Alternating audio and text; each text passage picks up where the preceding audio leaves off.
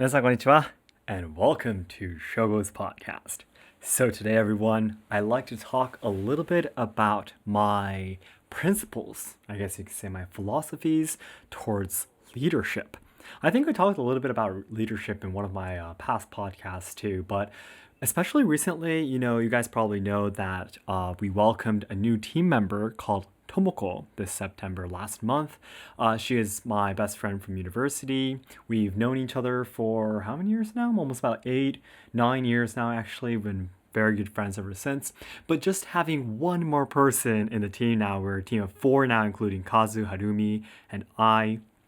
Just having one more member has definitely changed how our team runs and works, and how we take care of tasks and such. And recently I just really have a lot of occasions to think about leadership. So today I'd like to talk about my principles, my main principles, I guess you could say, towards being a leader myself. Yes. And actually, the biggest teaching about leadership actually comes from my favorite manga called Gintama. You guys might you might know about Gintama too. If you're a fan, please let me know in the comments because we're already best friends. But anyways, there is actually a character called Kondo Isao in Gintama, which is actually a character that is kind of like mimicking, I guess you could say, the Shinsengumi chief Kondo Isami in real life. Yes. So Kondo Isao in the manga, he's more like a comical character, making a lot of jokes and doing stupid things, and always being naked and such. If you know about Gintama, I'm pretty sure you understand what I mean, Kondo-san, right? Yes. But one of the really important messages that Kondo-san teaches us in the stories is actually about leadership. Now, he is the chief in Shinsengumi in the story of Gintama 2.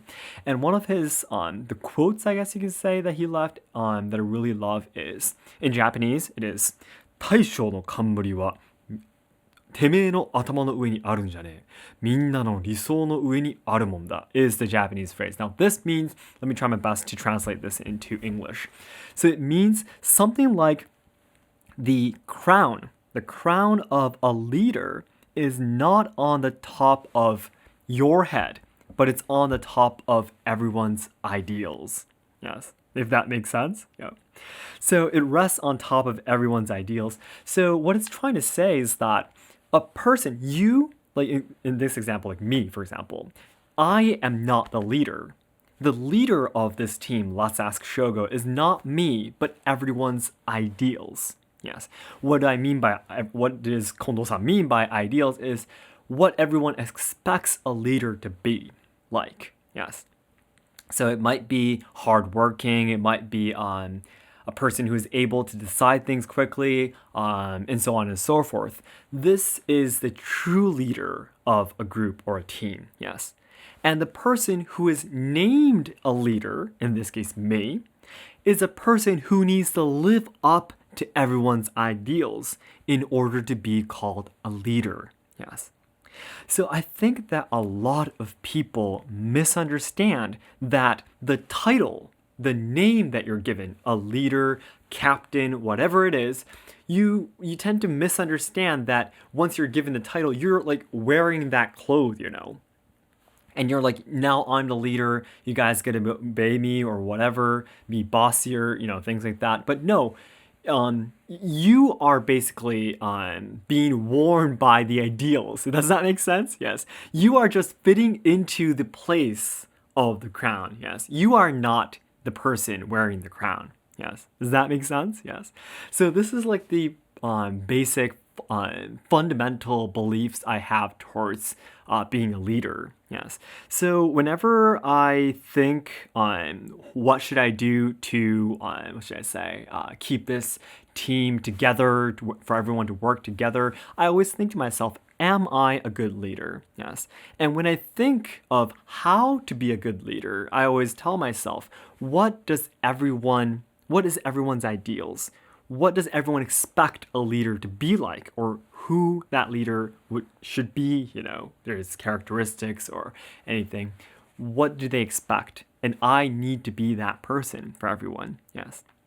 In the story in Gintama, by the way, Kondo-san says this phrase when he actually helps out injured enemies, actually. So some the injured soldiers on the enemy's side, they were, of course, about to die. So he had his Shinsengumi members help them out, cure their injuries and help them out, try to run away from the battlefield.